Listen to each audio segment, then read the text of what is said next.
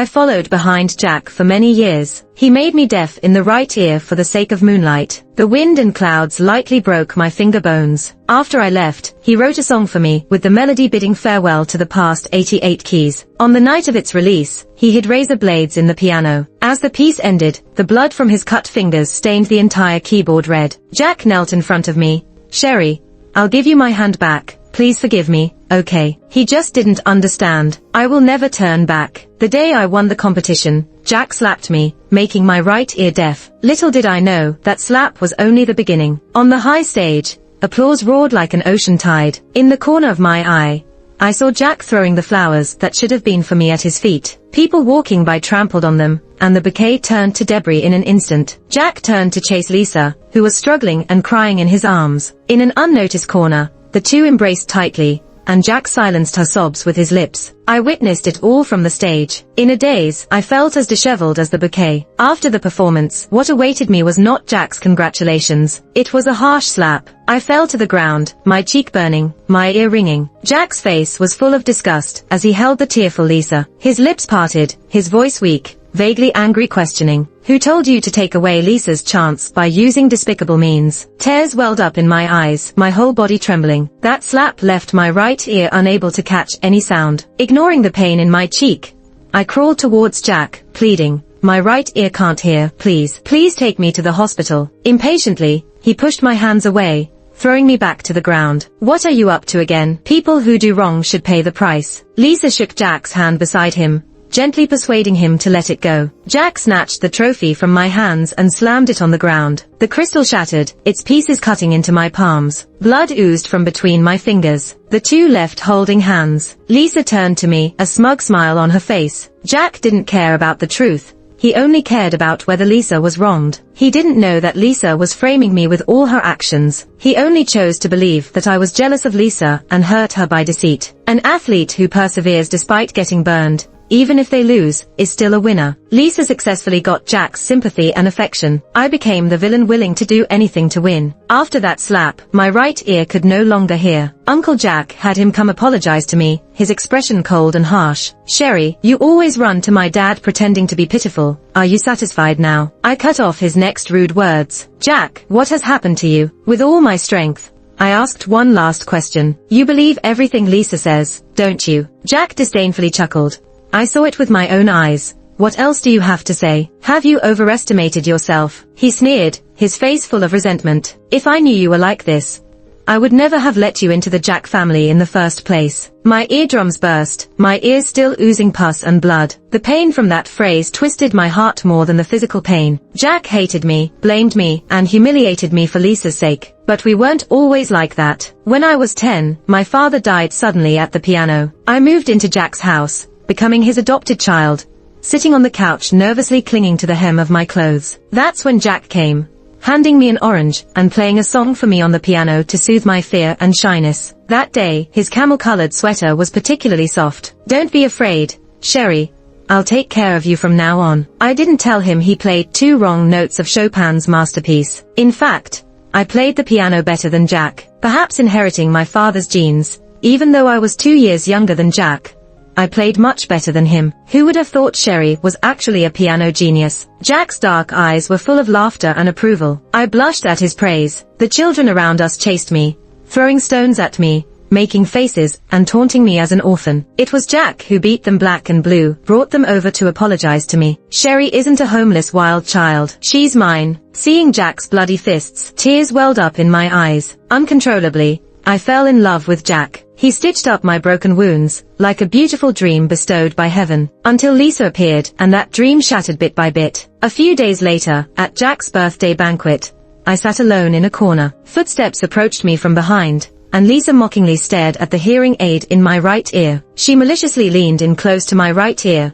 commenting on the hearing aid one word at a time. "Just a parasite living off someone else's pity. What chance do you have against me?" Lisa intentionally tried to provoke me, and I clenched my fists, saying nothing. Seeing me ignore her, she forcefully yanked out the hearing aid from my ear, a malicious look on her face. "Someone deaf in one ear doesn't deserve to be a pianist, little deaf girl." She mockingly let go, and the hearing aid fell to the ground, shattered to pieces. I stood up abruptly, wanting to raise my hand to slap her, but my wrist was firmly grabbed. Jack appeared just in time, and Lisa's eyes turned red. Jack, I didn't mean to. I just wanted to check her ear. Jack's grip tightened, almost breaking my wrist. Sherry, if you keep throwing tantrums, get out of the Jack family. I couldn't help but laugh, tears flowing down my cheeks, a hint of sadness. Jack, don't you feel any guilt for my deafness? This question only stunned him for 2 seconds. He furrowed his brow slightly, a hint of conflict and pain flashing on his face. He shut his eyes briefly, and when he opened them, they were cold. He didn't hesitate to reach for Lisa's hand. The shiny leather shoes stepped on the broken fragments on the ground,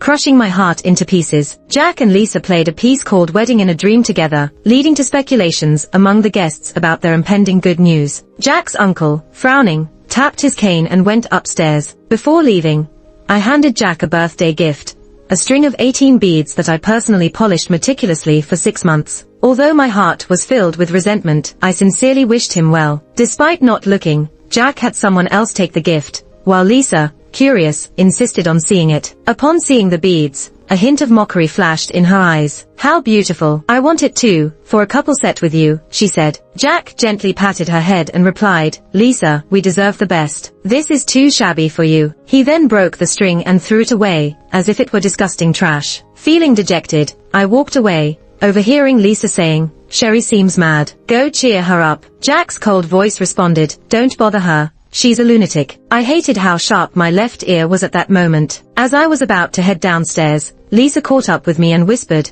Sherry, such a good name. Suits you with that deaf guy. In anger, I turned around, my eyes burning with fury, warning her not to speak another word of disgust. Despite her venomous tone, Lisa then teasingly played with the rose brooch on my chest. She asked if I wanted to know why Jack hated me so much. At that point, I no longer cared to find out. The packing services for my move had been arranged, so I would be leaving Jack's house the next day, never to see them again. As I tried to pass Lisa uninterestedly, she grabbed my hand and whispered, I can't tell you. Then, she abruptly fell down the stairs, causing a commotion. Lisa was saved, but I could no longer play the piano, as the damage to my bones was irreversible. I left Jack's house with my luggage, my right hand in a cast, and thick bandages wrapped around it. Jack's uncle handed me a bank card, expressing his gratitude, but I politely declined. Leaving Jack's house wasn't about compromise, but complete estrangement. Jack never showed up, but his uncle punished him severely for his actions. Exiting through the courtyard and passing the pond,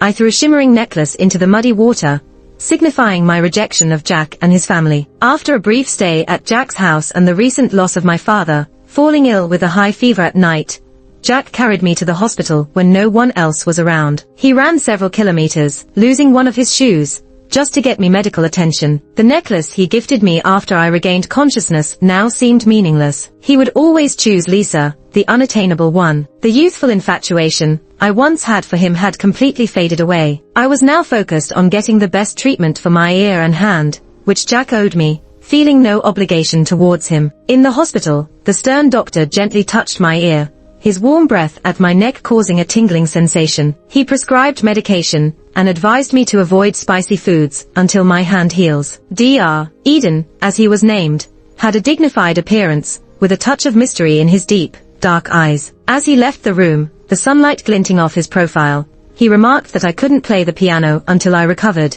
hinting I still had a chance at healing. After adding the contact information, Dr. Eden has been urging me to come for a follow-up appointment every week. The recovery period was long, but the cast was removed quickly. The scar from the surgery marred the delicate joints of my fingers. It was a reminder of the ugly stitching that I couldn't help but feel self-conscious about. During one of the rehabilitation sessions with Eden, he surprised me by putting on a finger sleeve for me. The cleverly designed sleeve covered up the scar, featuring a lively tiger pattern. I couldn't help but laugh, surprised by Eden's playful side. A passing nurse exclaimed, Dr. Eden, did you specially buy the finger sleeve for Sherry? It's so cute. Eden, a bit awkward, clenched his fists and coughed lightly. I got it for my niece, but it fits you well, he said, blushing slightly and avoiding my gaze. I thought to myself, Eden was truly a gentle and caring person. Seeing Jack again, after 3 months, Uncle Jack asked me and Jack to attend a charity banquet on his behalf. Lisa clung to Jack in a flirtatious manner. I'm his companion tonight. Sherry won't mind, right? She said. I chuckled,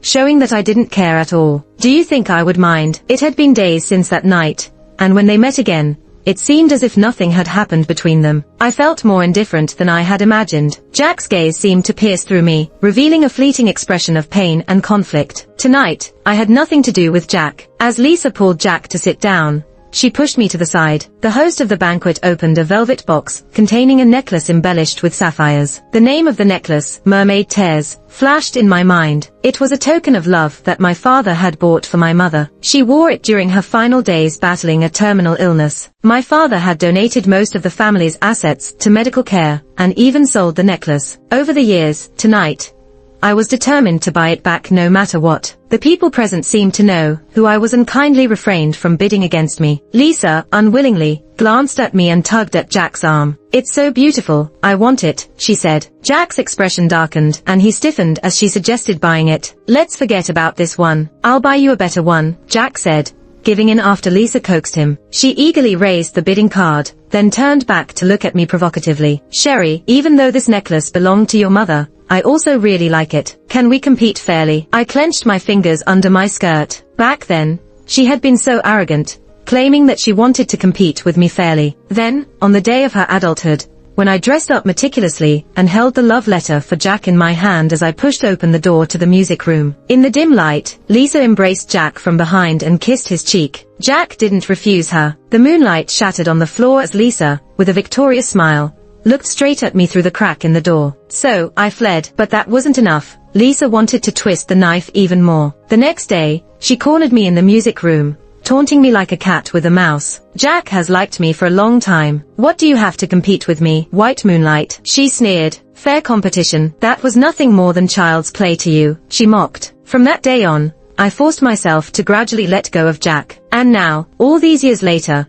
I had already moved on. When Lisa mentioned my mother, Jack's eyes darkened. "Competition, what can Sherry afford now? Without Jack's family, she's just a pauper," Lisa said in a contemptuous tone. "I can buy it for you too." Jack turned to me, his eyes filled with mockery. Lisa exclaimed his name in disbelief. "If you kneel at the piano and perform a piece for Lisa, I'll buy it for you," Jack said, his tone provoking. I gritted my teeth, a rush of humiliation fueling my rage and resentment. Almost without thinking, I picked up the nearby red wine and splashed it on him fiercely. Lisa screamed in shock as Jack was doused with wine all over his face and hair. The red wine flowing down along his sharp nose blended with the red splashes on his white suit. The hall fell silent as Jack opened his eyes, revealing a dark expression. He grabbed my arm, asking, "Sherry, are you crazy?" A slender hand caught Jack in a sideways grip, forcing him to release me. "Are you the crazy one? She's injured, and you're forcing her to kneel and play the piano." The words startled me as I recognized the face. Dr. Eden. Eden appeared in a different light from when I had seen him at the hospital. He had taken off his white coat,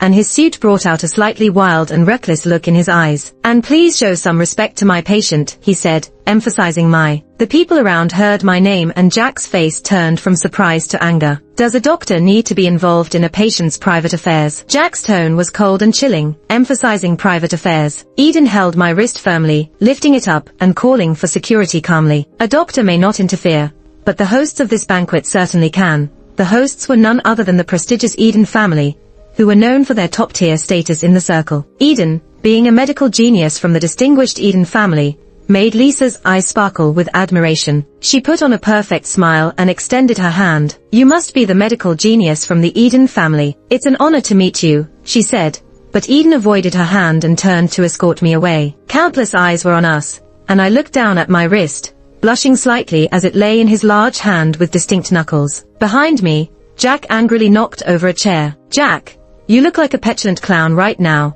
I thought to myself as I sat next to Eden, absent-mindedly fiddling with the finger sleeve on my hand. "I'm sorry for causing a disturbance at this banquet." Eden turned his face, with the scattered lights shining in his eyes, adding a touch of brilliance. "No need to feel sorry. If I were you, I would slap him." I bit my lip and quietly raised the corners of my mouth. Back at the apartment building, Jack's car was arrogantly parked there. I walked straight past without looking, and he rudely honked the horn behind me. The sharp honking pierced my ears, and I immediately covered my right ear uncomfortably. The car headlights dazzled my eyes, and Jack rolled down the window. "Sherry, get in. My dad wants to see you." Jack gritted his teeth, and I obediently got into the car. Through the rearview mirror, Jack noticed the necklace box, and his eyes darkened again. He tapped his index finger on the steering wheel, a sign of his annoyance. "What's the relationship between you and Eden?" I closed my eyes, too lazy to acknowledge him. Jack's eyes turned pitch black, his eyebrows furrowed imperceptibly. "Sherry, why didn't you just stick to him tonight?" He let out a long, scornful laugh. "A person like Eden, you are not even in the same league with him." I couldn't take it anymore and retorted,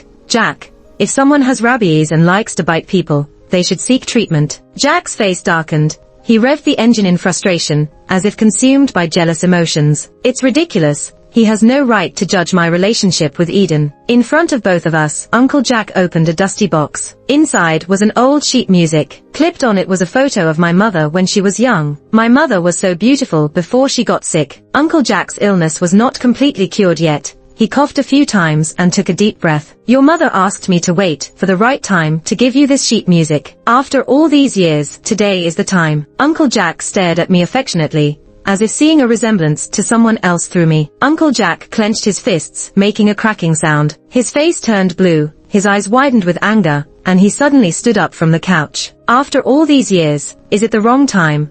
Or is it your own selfishness?" He leaned forward, furiously sweeping the box. Sheet music, photos, all onto the floor. I quickly squatted down to pick them up, a roar exploding in my ear. "Stop pretending to be righteous. It was for this woman that you divorced my mom." The room fell into a deafening silence, maintaining my half-crouched position, my fingertips numb, slightly trembling. Uncle Jack started coughing violently. A hint of pity flashed in his eyes. "You misunderstood me. I divorced your mom because of her mental illness, never because of someone else." In Uncle Jack's pallid face, I heard the truth. Jack's mother suffered from severe delusions and manic episodes. During her worst times, she imagined her husband was having an affair, even resorting to self-harm and attacking others. Jack happened to overhear his parents arguing. Through the door crack, he heard Mrs. Jack hysterically screaming, accusing her husband of falling in love with a friend's wife and bringing the friend's daughter close to him. Mrs. Jack initiated the divorce, leaving her husband and child behind, going to a mental institution overseas. Jack staggered, disbelief written all over his face. His hands clenched the corner of the table to steady himself. His lips pale, trembling, muttering to himself, "Impossible, this can't be true." Jack's eyes sharpened. "You're lying to me. My mom has a mental illness. How do I not know?" Uncle Jack let out a long sigh. "This kind of illness could be hereditary. To avoid putting pressure on you, your mother and I decided to keep it from you. We never expected you to misunderstand until now." Hands clenched tight on his temples, Jack's eyes turned bloodshot. "She clearly said she hated you, hated Sherry's mother, hated her failed marriage. How could this be? How could this be?" Uncle Jack's eyes welled up with tears. "It was because she was not in her right mind when she was sick." He pulled out the diagnosis and medical records from the drawer. Jack reached out with trembling hands, almost failing to take them. I listened to the long overdue confrontation between father and son. Lisa never told me why Jack hated me. Today, I finally found the answer. Why his attitude changed and he hated me so much. Why that day I happily prepared a gift for him, but he pushed me to the ground. "Get away. Don't come near me from now on." Why he turned so cold whenever my mother was mentioned. But at this moment, I no longer cared. I just felt irony filling my heart. How ridiculous. I bent down to pick up the things on the floor, nodded at Uncle Jack, and walked out without looking back. A hand grabbed my arm. Jack called my name softly from behind. "Sherry." His voice was filled with pain. I turned my head, calmly meeting his bloodshot eyes. "Jack, from start to finish, you're just a complete fool." That hand weakly released me. I lifted my foot and walked past him. It said that night, Jack smashed up his own room. It was Lisa who came to me first after that. "Sherry, don't get too cocky." With the truth revealed, Lisa was no longer calm, showing signs of panic. Even if it was a misunderstanding, I am the moonlight in his life. I sipped my coffee, crossed my arms, and looked directly into her eyes. Lisa was getting emotional, saying, "I was there for him when he was most in pain. I wrote him letter after letter. We were about to get engaged. You can never replace me." I brushed my hair behind my ear, a hint of sarcasm in my smile. "Did he know about those letters? Were they taken from me by you?" During the time when Jack's parents argued and divorced, Jack was surrounded by despair and pain, and it was me who wrote him letter after letter. He rejected my approaches, so I asked Lisa to pass on the message, but the letter was stolen. Jack despised me so much that he wouldn't believe anything I said. Lisa's expression turned blank for a moment, and then I spoke up. "Lisa, do you really love Jack?" This question ignited the darkest thoughts in Lisa's heart, and she exploded like a bomb. So what if I don't love him? What you have, Sherry, why can't I have it too? The big house, luxury goods, Jack. I'll take everything of yours. Click, the sound of the phone ending the recording. I stood up in front of Lisa's terrified eyes. You've plotted against me so many times. Eventually, I must make you pay back, I coldly remarked as I walked out. Jack, almost unsteady, with crimson eyes, leaned against the sharp corner of the screen, staring fiercely at Lisa. Back in the private room, I squeezed my palm, so hard it left deep red marks. I needed to force myself to stay alert, remain calm, and enjoy Jack's disarray. Jack, this is what you owe me. When I went for a checkup with Dr. Eden, I brought a Chopin vinyl record as a gift. Thank you for last time, I said as I handed him the vinyl. Dr. Eden's eyes, usually clear, were now avoiding mine. I once liked playing the piano, because of someone.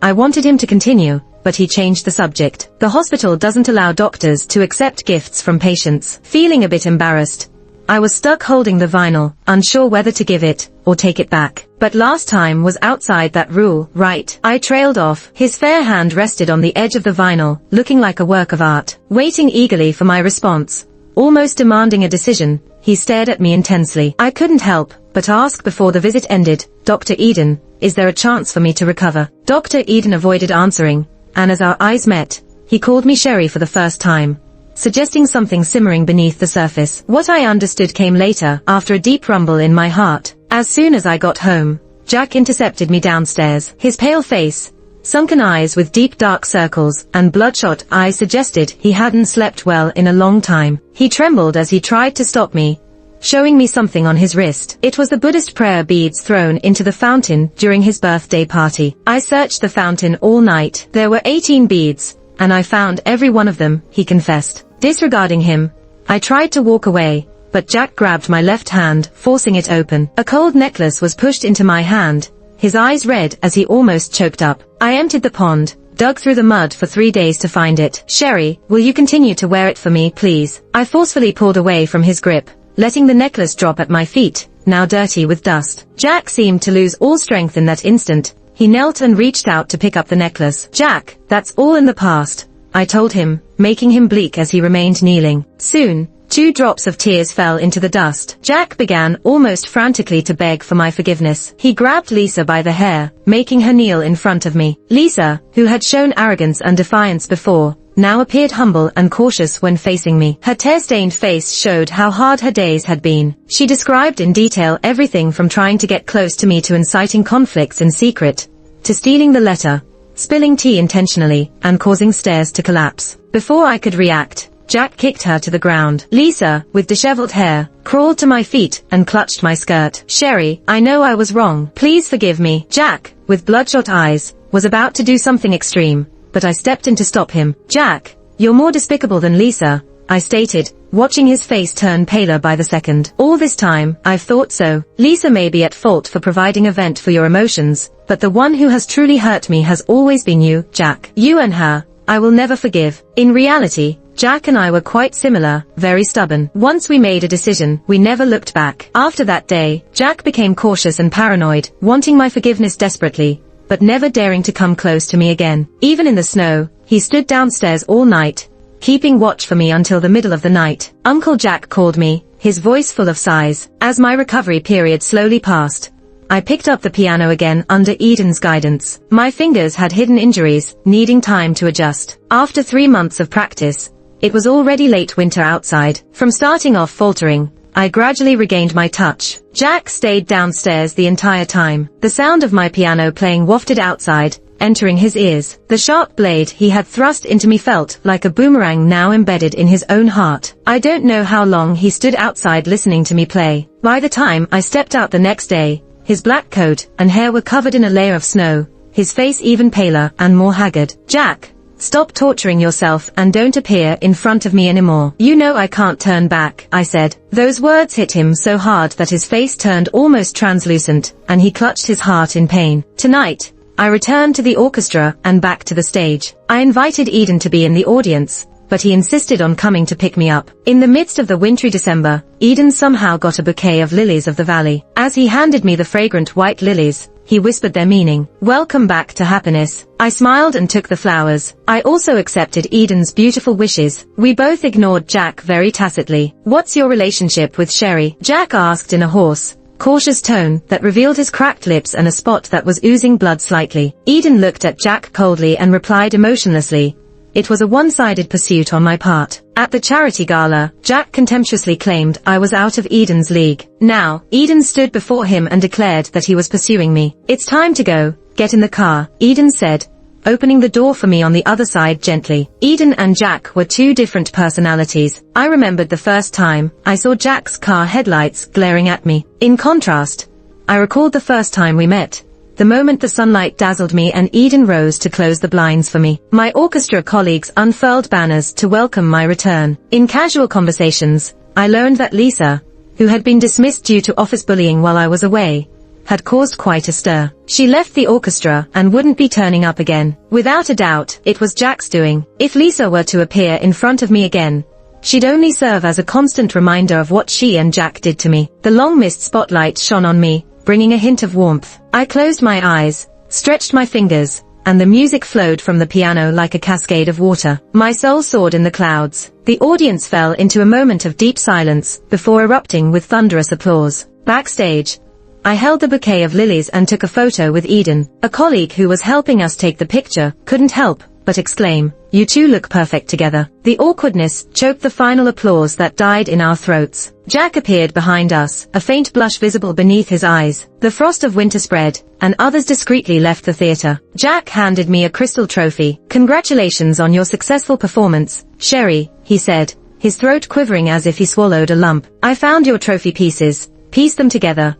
Good as new, I replied, thinking the white flakes on his head were from the snow. Suddenly, as the lights flickered, I noticed he was actually young, but with premature graying. With a sigh, I chose not to take it. Jack, this trophy no longer holds any meaning for me. I no longer have feelings for you, I said. In that moment, Jack's face fell blank. He seemed like someone hit by a sudden deafening noise, clutching his ears in anguish and falling to his knees. Like a wild animal losing its mate, Jack hoarsely questioned, how can you ever forgive me? His hoarse voice dripped with despair.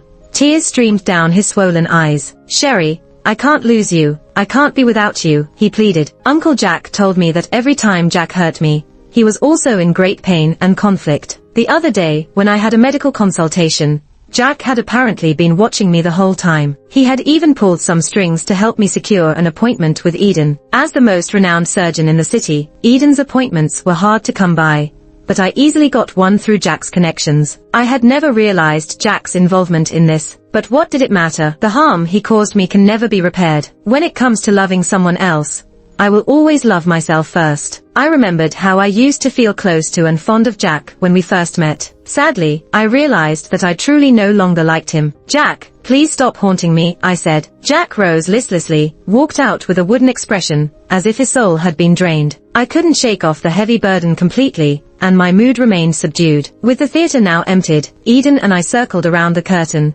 preparing to leave. But he stopped me. Sherry, I can also play a bit of piano. Would you like to listen? Eden asked. Intrigued, I nodded, and we sat side by side at the piano. His hands, fair and slender, were adept at playing the keys with precision. Even hands wielding a scalpel could gracefully dance across the piano keys. It was a familiar tune, Chopin's final masterpiece. Remember when I asked if you ever had a special liking for the piano because of someone? Eden smiled, turning his face to me. The first time I heard this song was in the hospital. In this city, there was only one hospital with a piano set up in the lobby. That was where my mother was admitted after being diagnosed terminally ill. I tried to retrieve memories of that time, but Eden chuckled. When I was a kid and cried non-stop at the hospital because I was scared of the pain from my leg injury, no one could comfort me. It was a girl who played this piece for me. I had forgotten to cry then. The girl's parents were in the vicinity clapping proudly. Later when I saw her again, I recognized her instantly. He was recounting our previous encounters. A smile tugged at the corner of my mouth involuntarily. In a daze,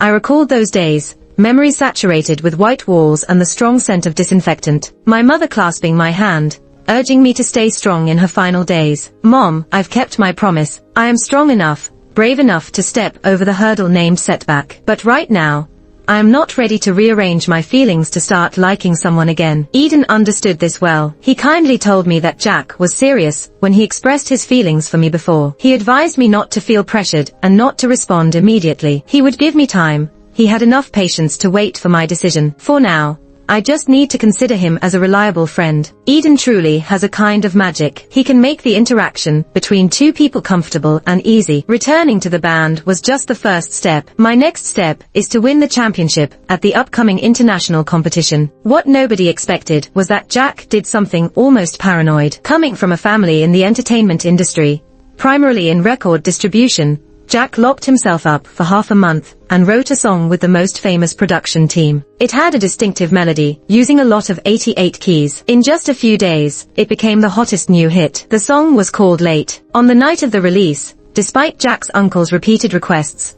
I went to the event. A journalist handed him the microphone and asked why he used a lot of 88 keys in creating the song. Jack's gaze fell on my face through the crowd. He said, "It's because I want to say goodbye to the past and start over with someone." I listened to this dialogue indifferently. The journalists sensed gossip and wanted to ask more. Jack returned to the piano and started playing. The soothing sound of the piano was much better than the first time we met. I closed my eyes to listen, but the small noise around me made me open my eyes. With one look, I saw Jack's fingers covered in blood. He was insane. He had attached razor blades to the 88 keys. Every time he struck a key, a new cut appeared on his hand and blood flowed. He was playing in an almost self-mutilating way. The white keys gradually turned red with blood, leaving everyone stunned. When the song ended, amid the silence, Jack stood up. He grabbed the microphone, walked into the spotlight, and knelt in my direction. "Sherry, I offer you my hand, please forgive me." Jack had truly gone mad. Facing all of this in disbelief, I could hear murmurs spreading. Someone handed me the microphone, and with slightly teary eyes, I spoke with finality. "Jack, you are as selfish as always. For music, the ears need to feel before the heart. Love is the same. You used to be a scab in my heart that bled and festered when broken, but that wound has healed now. Don't do anything meaningless anymore, because to me, you are nothing now." Jack, covered in blood, listened to my words. The light in his eyes dimmed instantly, as if his backbone had been removed. He collapsed, tears slowly running down his cheeks. Staff immediately helped him up on stage, and I left without looking back. Everyone silently witnessed what happened that day. After that day, Jack never appeared in front of me again. The incident spread slightly on the internet that night, and then silence fell over it.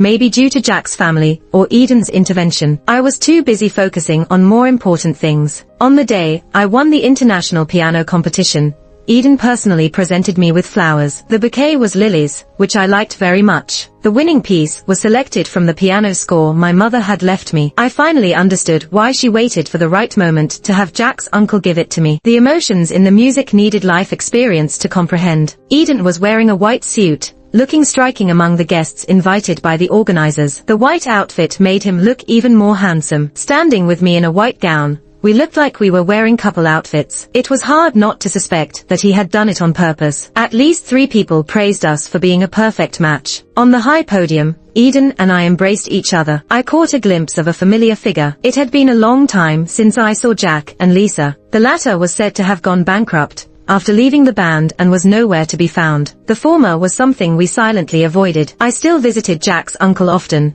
He raised me and was like a second father to me. I could feel Jack watching me from behind the curtains every time. But thankfully, he no longer tortured himself to seek my forgiveness. The figure who passed by below the stage, I couldn't be certain if it was him. But even if it were him, it didn't matter to me anymore. I heard Eden's heartbeat, a mix of secret shyness and excitement. After the awards ceremony, Eden and I drove to the cemetery. The bouquet of lilies was placed in front of the grave. It was my first time bringing Eden to see my parents. This was Eden, whom I liked very much. I took the hand of the person next to me, the touch warm yet cool like jade. He hesitated for a moment, then turned to look at me, his ears slightly red, but he firmly clasped my hand into his palm. A gentle breeze lifted the petals of the lilies and our clothes.